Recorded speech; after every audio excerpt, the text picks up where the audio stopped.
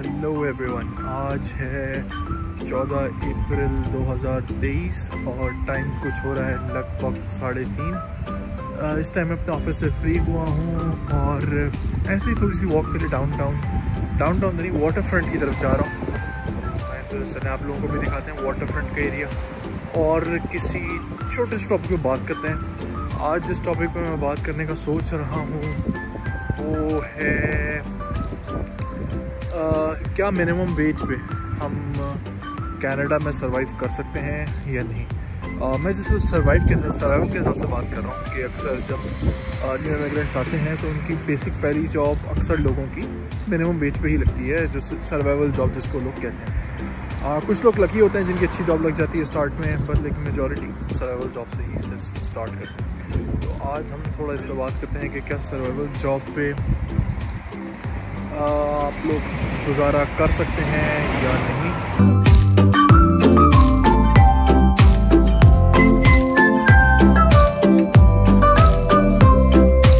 Survival jobs, अब अक्सर survival jobs होती क्या हैं, अक्सर जो लोग आके कर रहे होते हैं जिसमें उनको मिनिमम वेज सैलरी मिल रही होती है। अक्सर जो सर्वाइवल जॉब्स आती हैं वो आती हैं रेस्टोरेंट पे काम करना या वॉलमार्ट पे काम करना या इसी तरह डिफरेंट एरियाज़ में रेस्टोरेंट्स में उधर काम करना। ये सारी की सारी सर्वाइवल जॉब्स में आता है। अब हर प्रोविंस में सर्वाइवल जॉब जो या बिल्कुल मिनिमम वेज जो है वो डिफरेंट है। अब जैसे अगर हम रहते हैं सर नोवा स्कोशिया में, नोवा स्कोशिया की जो मिनिमम वेज है आई गेस वो सबसे कम मिनिमम वेजेस में आती है and somewhere around $15 an hour. इसके यहाँ पे मिनिमम वेज है 14 पॉइंट समथिंग है, जो कि काफ़ी कम है। लेकिन अब खाली हम ये ब्रेक डाउन करने की कोशिश करते हैं कि क्या इस सैलरी पे हमारा गुजारा हो सकता है या नहीं। चलें कंसिडर करते हैं कि हमारे पास 2 लोग हैं जो कमा रहे हैं, family, wife and husband, and दोनों मिनिमम वेज पे काम कर रहे हैं। तो अगर $14 या $15 एन आवर मिनिमम वेज को कंसिडर करें और दिन में अगर 8 घंटे वो काम करते हैं तो रफली they are earning $120 a day।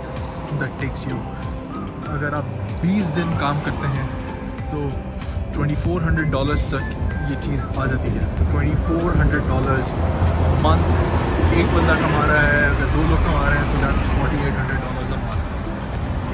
और अगर टैक्सेस वगैरह सब कुछ निकाल दें, लगा लें, तो I guess the amount will come down to somewhere around $3000 to survive. अब क्या $3000 में गुजारा हो सकता है या नहीं? अगर इस पे सोचें तो मेरे हिसाब से गुजारा हो सकता है। रेंट अगर हम देखें, जैसे हैलिफैक्स जैसी सिटी की अगर मैं बात करूँ, हैलिफैक्स जैसी सिटी में रेंट अगर आपने एक बेडरूम अपार्टमेंट लेना है एट एन एवरेज एरिया जो कि बिल्कुल हैलिफैक्स के डाउनटाउन से थोड़ा सा या फिर मेजर कोर से थोड़ा सा हट के है, सबर्ब्स की तरफ है, लेकिन जो एटलीस्ट पब्लिक ट्रांजिट से कनेक्टेड है, तो that will be somewhere around $1100 to $1200।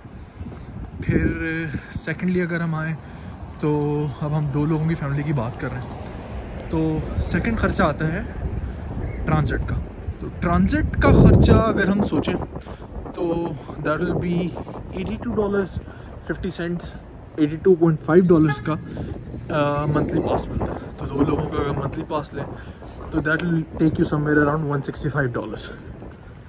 फिर आती हैं यूटिलिटीज़। अगर आप एक रूम अपार्टमेंट ले रहे हैं तो मोस्ट प्रॉब्ली हीटिंग उसमें इंक्लूडेड होती है, तो हमारे पास सिर्फ 2 मेजर यूटिलिटीज़ रह जाती हैं, दैट्स इंटरनेट एंड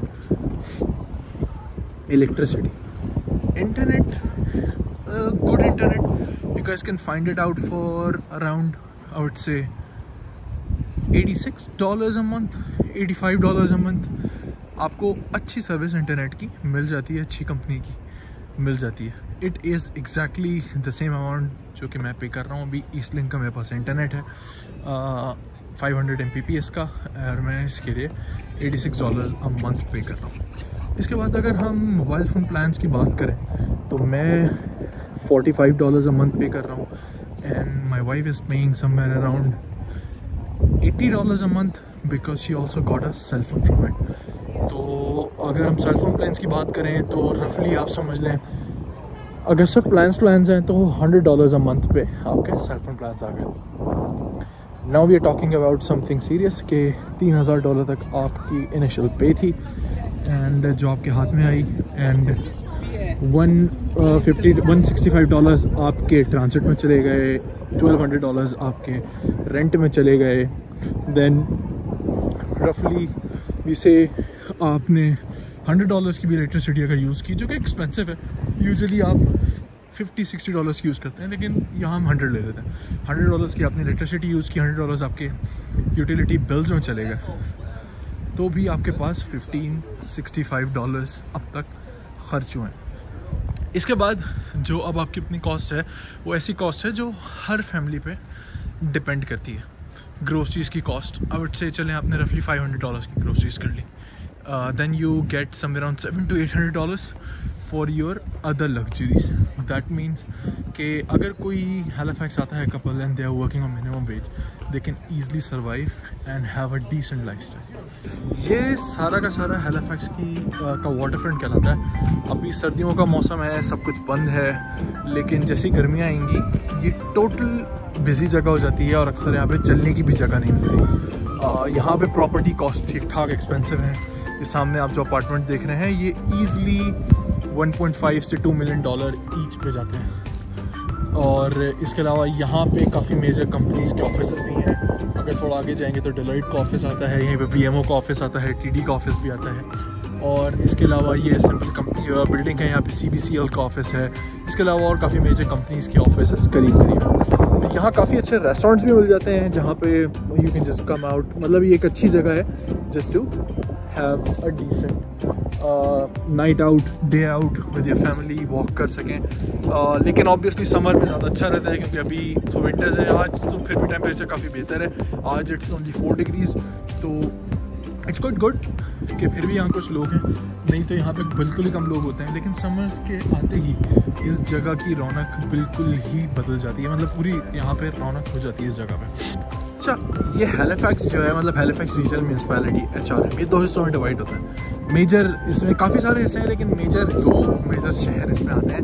एक हैलिफैक्स का जो कि इस तरफ है, देख सकते हैं सारा का सारा हैलिफैक्स का कोड इस जगह पर है. और अगला शहर जो आता है वो आता है डार्टमाउथ का. डार्टमाउथ जो है वो सामने वाटर के सामने, मतलब हैलिफैक्स से समंदर से अलग होता है. और सामने जो शहर है, जो थोड़ी बहुत आपको बिल्डिंग्स वगैरह दिख रही हैं, वो डार्टमाउथ की. तो ये सामने डार्टमाउथ का एरिया है. और just on the fun side, Dartmouth को अक्सर लोग डार्क साइड भी कहते हैं. ये एक हेलिगोनियंस का अपना कोई पुराना जोक है जिसका अब तक मुझे इतना ज़्यादा कुछ समझ आया नहीं है. The one of the reasons could be कि Halifax used to be a pricey and a trendy area before, and Dartmouth पे इतना ज़्यादा लोग जाते नहीं थे, हालात भी थोड़े सही नहीं थे. लेकिन अब मेरे ख्याल में सब कुछ इक्वल सा हो चुका. हैलिफैक्स और डार्टमाउथ के बीच में अक्सर फेरीज ही चलती हैं. अभी मुझे कोई दिख नहीं रही फेरी, वरना मैं आपको उसको दिखाता ज़रूर. और 3-4 मिनट का सफ़र होता है, मैक्सिमम 5 मिनट का, but it's an interesting ride. अक्सर वीकेंड पे फ्री भी होती है, तो अक्सर लोग वीकेंड पे ही सिर्फ फेरी इंजॉय करने के लिए हैलिफैक्स से डार्टमाउथ जाते हैं. बाकी यहाँ पे अगर आप देखें तो सीटिंग अरेंजमेंट वगैरह भी इन्होंने अच्छे से की होती है. और बाकी ओवरऑल एक सिनेरियो एक अच्छा बनाया होता है. तो बाकी हम लोगों ने समर टाइम में भी एक वीडियो बनाई थी जो कि शाम की थी.